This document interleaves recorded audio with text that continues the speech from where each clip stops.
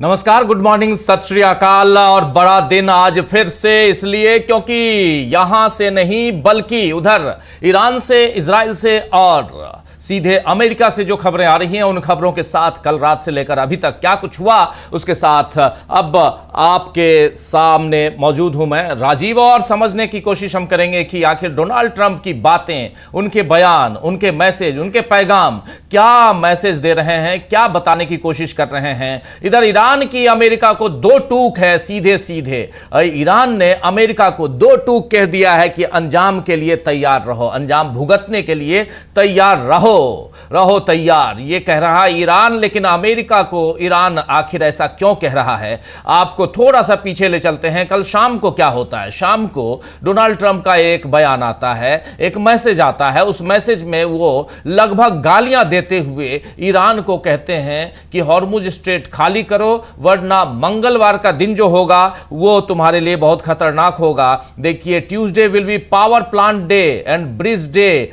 All wrapped up in one in Iran, ये कह रहे हैं। There will be nothing like it. इसके बाद देखिए, ओपन द, यहां पर गालियां लिखते हुए स्ट्रेट लिख रहे हैं, जो हॉर्मुज स्ट्रेट के लिए क्या इस्तेमाल कर रहे हैं। उसके बाद यू क्रेजी, फिर उसके बाद गाली लिखते हैं और you will be living in hell, just watch, praise be to Allah, ये कह रहे हैं। भगवान की, अल्लाह को प्रेज करो, प्रार्थना करो उनकी। ये प्रेसिडेंट डोनाल्ड ट्रंप की भाषा ऐसी नहीं होनी चाहिए। इस भाषा की पूरी दुनिया में हंसी उड़ रही है कि आखिर डोनाल्ड ट्रंप ऐसी भाषा का इस्तेमाल कैसे कर रहे हैं, क्योंकि डोनाल्ड ट्रंप ने यहां पे बता दिया कि मंगलवार का दिन ईरान के पावर प्लांट के लिए खतरनाक दिन होगा, वहां के ब्रिजेस के लिए, पुलों के लिए खतरनाक दिन होगा। उस दिन पूरा रैप अप कर देंगे हम, पूरा का पूरा तहस नहस कर देंगे ईरान में, ये कह रहे हैं। और इससे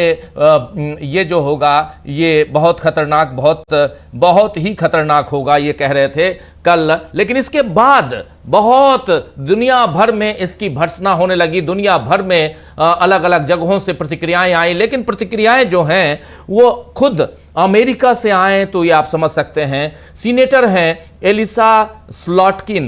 एलिसा स्लॉटकिन सीनेटर हैं। उन्होंने जो बातें कही हैं बहुत महत्वपूर्ण कही हैं, बड़ी लंबी चौड़ी उनकी पोस्ट है लेकिन उनकी बातें बहुत महत्वपूर्ण हैं। एलिसा स्लॉटकिन सीनेटर हैं और उन्होंने इस धमकी पर, इस प्रतिक्रिया पर जो इन्होंने लिखा है, इस पर अपनी प्रतिक्रिया देते हुए कह रही हैं कि तो जेनेवा कन्वेंशन और रक्षा विभाग के युद्ध कानून नियमावली में निर्धारित सशस्त्र संघर्ष के कानून का उल्लंघन आप करेंगे क्या? क्योंकि जिनेवा कन्वेंशन जो है वो सीधा सीधा कहता है कि किसी भी देश पर आप आक्रमण बिना मतलब का नहीं करेंगे, और दूसरी चीज आक्रमण करेंगे तो आप सिविलियंस के ऊपर आक्रमण नहीं करेंगे, इंफ्रा के ऊपर आक्रमण नहीं करेंगे। और ये आप कह रहे हैं, और ईरान में जिस ढंग से आप अंधाधुंध तरीके से नागरिकों की हत्या कर रहे हैं, पुलों और बिजली संयंत्रों जैसे नागरिक बुनियादी ढांचों को नष्ट करने की कोशिश कर रहे हैं, ये गैर जिम्मेदाराना है, ये गलत है। ये बातें यहां पर एलिसा स्लॉटकिन ने कही है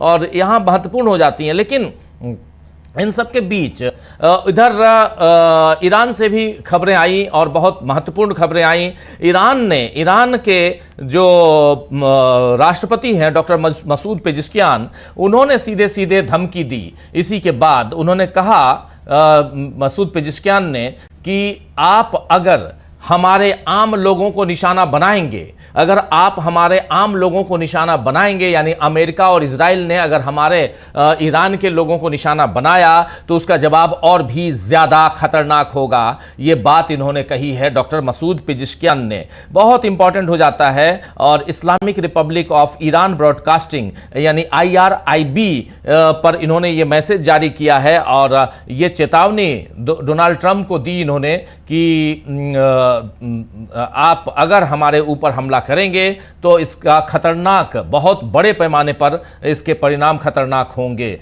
अगर आम लोगों पर हमले दोहराए गए तो हमारे अगले हमले और जवाबी कार्रवाई पहले से कहीं ज्यादा खतरनाक और बड़े पैमाने पर होगी। ये बात कह रहे हैं, ये हमारा जो हमला होगा ये बहुत खतरनाक होगा। इस बीच ये तस्वीरें आप देख रहे हैं, ये तस्वीरें ईरान की तस्वीरें हैं और ईरान में लोग रात भर देर रात तक वो सड़कों पे रहते हैं और ये तस्वीरें आप तक हम पहुंचा रहे हैं। अलग अलग तस्वीरें अलग अलग प्रांत की ईरान के, लेकिन ईरान से इतर इजराइल में भी बहुत कुछ घटनाएं जो हैं, क्योंकि ईरान और इजराइल, और इस बीच एक खबर और भी आई जिसमें इधर अमेरिका ने कहा कि हमने रेस्क्यू ऑपरेशन किया, रेस्क्यू ऑपरेशन में हमने अपने 2 पायलट को बचा लिया है, और लेकिन ईरान का कहना है कि ये नहीं बचा पाए हैं क्योंकि वहां हमने इनको पूरा का पूरा, ये देखिए इस बीच ये दूसरी तस्वीर है। ये तस्वीर जो है ये तेल अवीव के ड्रोन फैक्ट्री की तस्वीर है। ये देखिए रात को तेहरान ने यानी ईरान ने तेहरान के तेल अवीव यानी इजराइल के ऊपर हमला किया। ये कल रात की तस्वीर है और ड्रोन फैक्ट्री पर सीधा हमला। तो ईरान उनके मिसाइल फैक्ट्री पर, ड्रोन फैक्ट्री पर हमला कर रहा है, लेकिन इजराइल और अमेरिका जो हैं वो हमला कर रहे हैं सीधे वो तेहरान की यूनिवर्सिटी के पास हमला हुआ है। आसपास के इलाकों में गैस सप्लाई बंद है, ये खबर आ रही है इधर से तेहरान के ऊपर से। लेकिन ये जो तस्वीर है बहुत इंपॉर्टेंट हो जाती है, क्योंकि यहां पर आप देखिए ये सैटेलाइट तस्वीर और ये तस्वीर सीधे वहां की है, इजराइल की तस्वीर है। लेकिन इन सब तस्वीरों पे ये देखिए ये इजराइल की तस्वीरें हैं और इसने ईरान ने हमला किया है। वो तस्वीरें यहां पर इजराइल की तस्वीरें हम आप तक पहुंचा रहे हैं और ईरान का ये हमला इजराइल के ऊपर, इस हमले में वहां एक ड्रोन फैक्ट्री को काफी नुकसान पहुंचा है, उसकी तस्वीर अभी हम आपको दिखा रहे थे। तो अलग अलग तस्वीरों के जरिए आप समझ सकते हैं कि कल रात से लेकर आज तक क्या कुछ हुआ है। चारों तरफ एक अलग मंजर, एक अलग आलम आप देख रहे हैं और इसके साथ आप ये समझ सकते हैं कि ईरान भी लगातार पलटवार कर रहा है और इस पलटवार में कहीं ना कहीं ईरान यहां आगे बढ़ता हुआ, और इसीलिए ईरान के राष्ट्रपति, ईरान के विदेश मंत्री ये सब कहते हैं कि आप अंजाम भुगतने के लिए तैयार रहो, आप अगर हमारे ऊपर हमला करेंगे। ये देख लीजिए, ये ड्रोन फैक्ट्री की तस्वीर है जहां ड्रोन बनाए जाते थे और उसके ऊपर ईरान ने हमला किया। ये तेहरान से दागे गए मिसाइल जो हैं वो सीधे और ये हाइफा की तस्वीर है, माफी चाहूंगा, ये हाइफा की तस्वीर है। हाइफा आप जानते हैं हाइफा पोर्ट भी है, और हाइफा पोर्ट क्यों इतना प्रचलित है, क्योंकि हाइफा पोर्ट को मोदी जी के जो दोस्त हैं यानी गौतम अदानी जो व्यापारी हैं उनके हवाले हाइफा पोर्ट है, और इसलिए इंटरनेशनल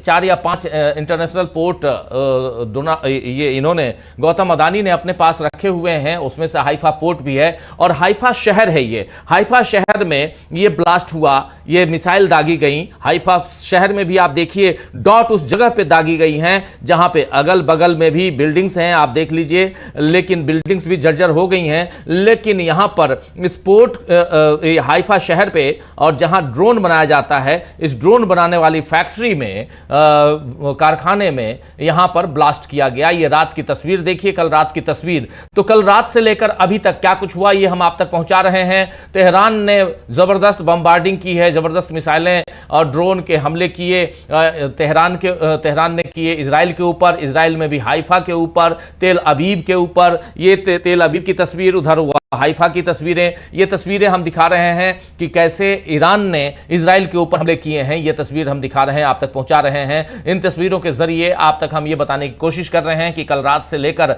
अभी तक क्या कुछ हुआ है। इस बीच देखिए IRGC का लिखना है कि ऑपरेशन ट्रू प्रॉमिस 4 की 57वीं, जी हाँ 97वीं लहर जो है 97th लहर में संयुक्त अरब अमीरात के जेबेल अली बंदरगाह चैनल में किंग दाओ स्टार नामक एक इजरायली जहाज पर कादिर नौसैनिक क्रूज मिसाइल से हमला किया गया। कादिर नौसैनिक क्रूज मिसाइल, ये पहली बार क्रूज मिसाइल का इस्तेमाल हुआ है ईरान की तरफ से, और क्षेत्र में अमेरिकी और इजरायली हितों के कई अन्य लक्ष्यों को भी पूरी तरह से नष्ट कर दिया गया है। ये कहा जा रहा है IRGC की तरफ से, इस्लामिक रिवॉल्यूशनरी गार्ड कोर की तरफ से ये कहा जा रहा है कि ऑपरेशन ट्रू प्रॉमिस 4 की 97th लहर में संयुक्त अरब अमीरात के जेबेल अली बंदरगाह चैनल में किंग दाओ स्टार नामक एक इजरायली जहाज पर कादिर नौसैनिक क्रूज मिसाइल से हमला किया गया। कादिर नौसैनिक क्रूज मिसाइल से हमला किया गया और क्षेत्र में अमेरिकी और इजरायली हितों के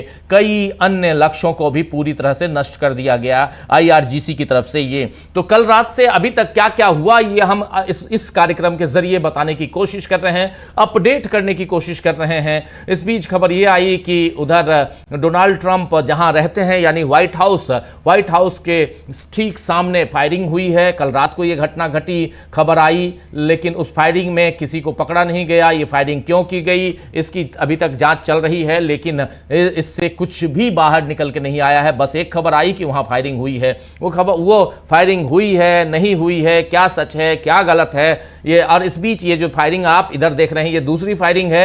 ये मिसाइलें दागी जा रही हैं, ये मिसाइलें इधर ईरान की तरफ से दागी जा रही हैं लगातार। रात के वक्त आप देख लीजिए ये मिसाइलें दागी जा रही हैं। ये खबर भी ये भी हम आप तक दिखा रहे हैं, लाइव टेलीकास्ट आप सीधे सीधे देख रहे हैं कि मिसाइलें कैसे दागी जा रही हैं और टारगेट पर कैसे हमला किया जा रहा है। ये सब कुछ यहां आप देख रहे हैं कैसे यहां इंटरसेप्ट होता है। इंटरसेप्टर को जब आप ओपन करते हैं, आपके रडार एरिया में कुछ भी आता है तो उसको मार गिराने की क्षमता होती है और वही यहां पर डॉट बिल्कुल वो इन मिसाइलों के जरिए वहां पर अंजाम तक पहुंचाया जाता है। तो ये तस्वीरें आप तक हो सकता है कुछ तस्वीरें आपको थोड़ा सा परेशान कर दें, लेकिन हमारा मकसद आपको परेशानी में डालना नहीं है। हमारा मकसद है कि किसी भी ढंग से जो जंग की तस्वीरें आ रही हैं, जंग की खबरें जो आ रही हैं, वो हम आप तक पहुंचाएं। ईरान की अमेरिका को बिल्कुल दो टूक है कि अंजाम के लिए आप तैयार रहो हमारे ऊपर, क्योंकि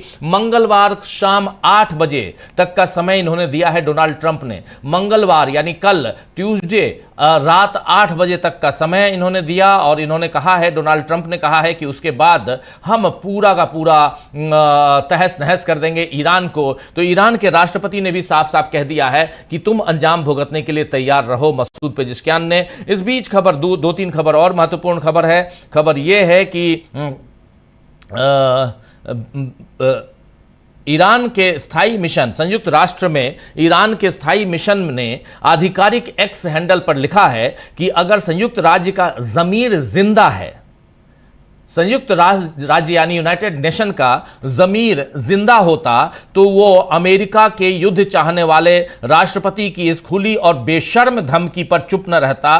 ट्रंप इस पूरे इलाके को एक अंतहीन युद्ध में घसीटना चाहते हैं। जब डोनाल्ड ट्रंप का वैसी भाषा के साथ जब उनका ट्वीट आता है तो फिर यूनाइटेड नेशन में ईरान के जो स्थायी प्रतिनिधि हैं, जो वहाँ पर परमानेंट रिप्रेजेंटेटिव हैं, उनका कहना है कि संयुक्त राष्ट्र का की जो ज़मीर है अगर वो जिंदा होता तो फिर वो अमेरिका के युद्ध चाहने वाले राष्ट्रपति की इस खुली और बेशर्म धमकी पर चुप न रहता। ट्रंप इस पूरे इलाके को अंतहीन युद्ध में घसीटना चाहते हैं और ये सीधे और खुले तौर पर आम लोगों को डराने की कोशिश है, वॉर क्राइम करने की साफ नीयत का सबूत है। ईरान ने यह भी अपील करते हुए कहा है कि अंतर्राष्ट्रीय समुदाय, इंटरनेशनल कम्युनिटी जो है और सभी देशों की कानूनी जिम्मेदारी है कि ऐसे भयानक वॉर क्राइम को रोका जाए। उन्हें अभी कदम उठाना होगा, कल बहुत देर हो जाएगी। यह बात कही गई है सीधे सीधे यूएन में ईरान के परमानेंट रिप्रेजेंटेटिव की तरफ से कि इंटरनेशनल कम्युनिटी जिस ढंग से डोनाल्ड ट्रंप आ रहे हैं, जिस ढंग से डोनाल्ड ट्रंप अपनी बातें कर रहे हैं, गाली गलौज में अपनी बातें रख रहे हैं, धमका रहे हैं सीधे सीधे ईरान को, तो इन धमकियों के बाद कम से कम इंटरनेशनल कम्युनिटी को आना चाहिए और इंटरनेशनल कम्युनिटी को इस वॉर को, इस जंग को रुकवाने में मदद करनी चाहिए।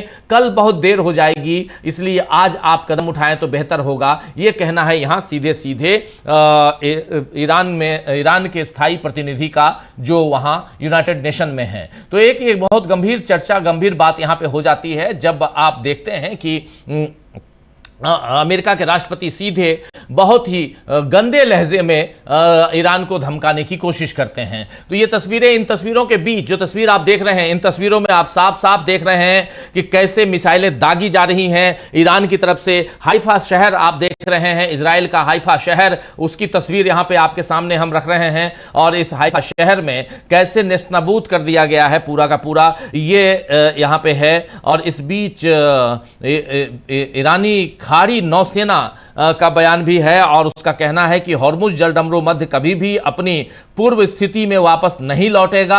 यहां ईरानी खाड़ी नौसेना का कहना है कि हॉर्मुज जलडमरू मध्य कभी भी अपनी पूर्व स्थिति में वापस नहीं लौटेगा। खासकर अमेरिका और इजराइल के लिए ईरानी खाड़ी नौसेना फारस की खाड़ी में एक नई व्यवस्था स्थापित करने के लिए ईरानी अधिकारियों द्वारा घोषित योजना के लिए परिचालन संबंधी तैयारियों को अंतिम रूप दे रही है। यहां पर यह कहा जा रहा है कि ये ईरानी जो खाड़ी नौसेना है, ये अंतिम रूप दे रही है ईरानी खाड़ी नौसेना फारस की खाड़ी में एक नई व्यवस्था स्थापित करने के लिए ईरानी अधिकारियों द्वारा घोषित योजना के लिए परिचालन संबंधी तैयारियों को अंतिम रूप दे रही है। आखिर ये परिचालन संबंधी तैयारियां क्या हैं? यहां पर टैक्स लगाने की योजना है और आप लोगों के सामने ये खबर मैं ऑलरेडी रख चुका हूं, हम लोग रख चुके हैं कि अब हॉर्मुज की खाड़ी से गुजरने वाले जहाजों से टैक्स वसूलेगा ईरान, उससे उसको काफी कमाई होगी। और चूंकि हॉर्मुज की खाड़ी से गुजरने वाले जहाजों से कोई पैसा नहीं लिया जाता था,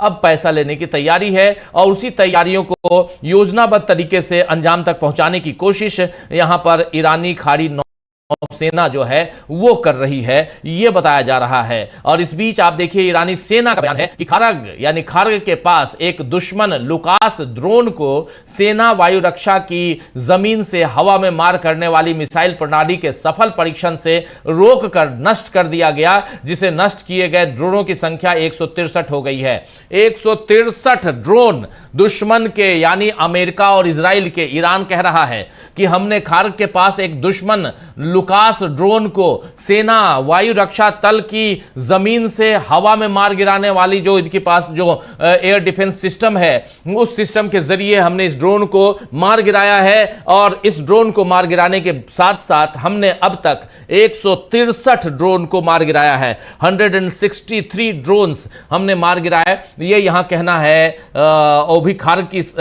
जो खार्ग द्वीप है वहां के पास, वहां पर।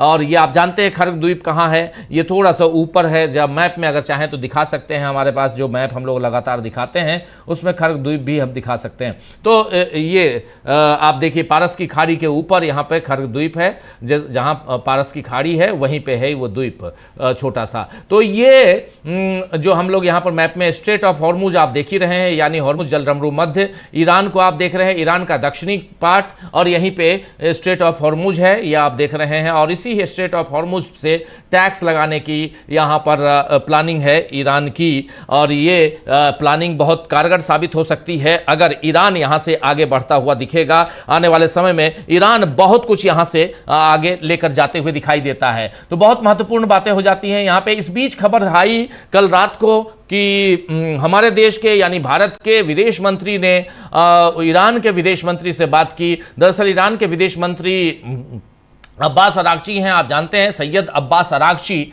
वहाँ के विदेश मंत्री ईरान के। उन्होंने फ़ोन किया और यहाँ इनकी बात हुई हमारे देश के विदेश मंत्री से, और इन दोनों के बीच बातचीत में वही इन देशों के बीच कैसे शांति स्थापित हो इस पर चर्चा हुई है। और इसके बाद एस जयशंकर ने अपने यहाँ के विदेश मंत्री हैं, भारत के विदेश मंत्री हैं, उन्होंने एक्स पर लिखा है कि ईरान के विदेश मंत्री अरागची का फ़ोन आया, मौजूदा हालात पर बात हुई। और इसके बाद भारत में जो ईरानी दूतावास है उसने भी इसकी जानकारी दी कि इस बातचीत में दोनों नेताओं ने आपसी रिश्तों के साथ साथ क्षेत्रीय और अंतर्राष्ट्रीय मुद्दों पर भी चर्चा की है। और इससे पहले संयुक्त अरब अमीरात के उप प्रधानमंत्री और विदेश मंत्री शेख अब्दुल्ला से इन्होंने बात की, इस जयशंकर ने बात की। शेख अब्दुल्ला बिन जायद अल नाहियान से बातचीत हुई है, इसकी जानकारी जयशंकर ने दी। फिर कतर के प्रधानमंत्री और विदेश मंत्री शेख मोहम्मद बिन अब्दुल रहमान अल थानी से भी बातचीत की है हमारे देश के विदेश मंत्री एस जयशंकर ने।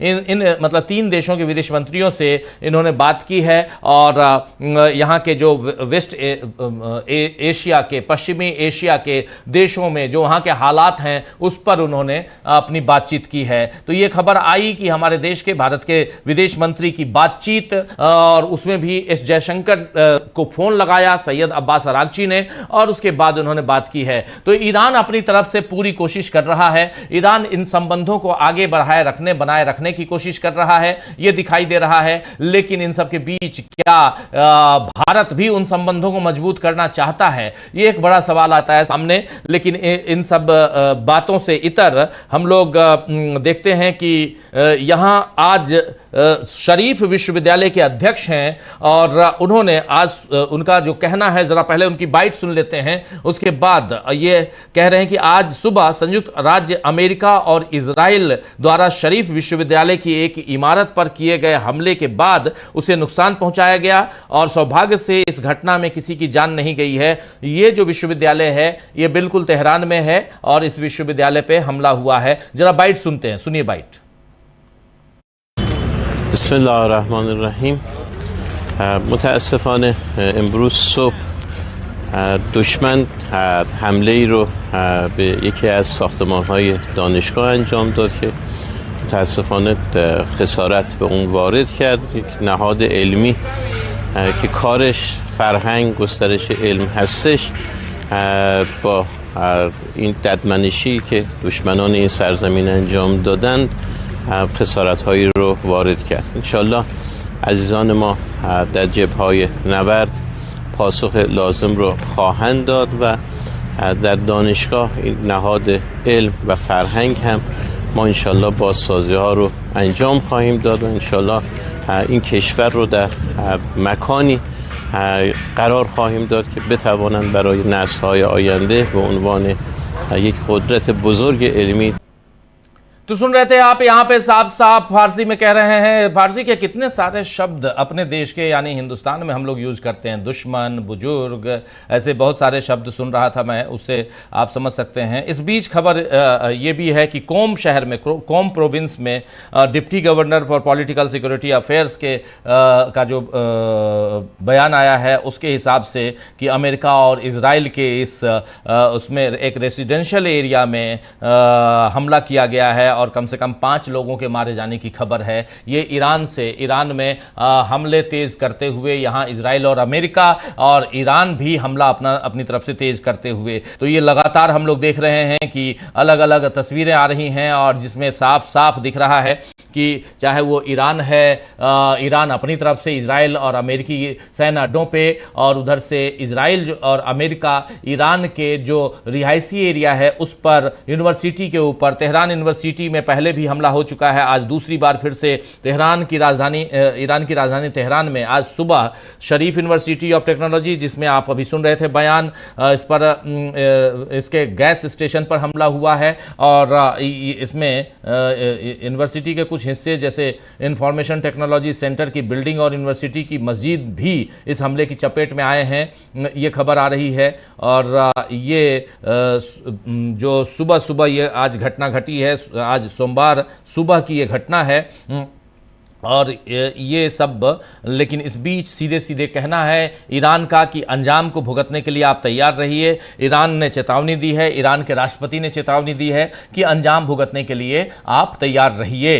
तो बहुत कुछ कल रात से लेकर आज तक वो आप तक हम पहुंचाने की कोशिश कर रहे थे एक छोटे से इस एपिसोड में, और अब से ठीक 10 मिनट बाद यानी 12 बजे न्यूज़ रूम से पूरे विस्तार से आप सुनेंगे, देखेंगे कि क्या चल रहा है देश दुनिया में, और खासकर ईरान और अमेरिका और इजराइल जंग से क्या निकल कर आ रहा है। डोनाल्ड ट्रंप कहां फंसे हुए हैं, डोनाल्ड ट्रंप जो फंस गए हैं वो अब कैसे बाहर निकलेंगे, क्या उनकी कुर्सी हिलती हुई दिखाई दे रही है, ये सारी बातें हम 12 बजे लेकर आएंगे और न्यूज़ रूम से आप सीधे देखेंगे लाइव। हमारे साथ आप जुड़े रहिए, बने रहिए। ठीक 10 मिनट बाद लाइव में आपसे फिर से मुलाकात होगी। इस कैप्सूल को, इस एपिसोड को यहीं समाप्त करने की इजाजत चाहता हूं। ठीक 10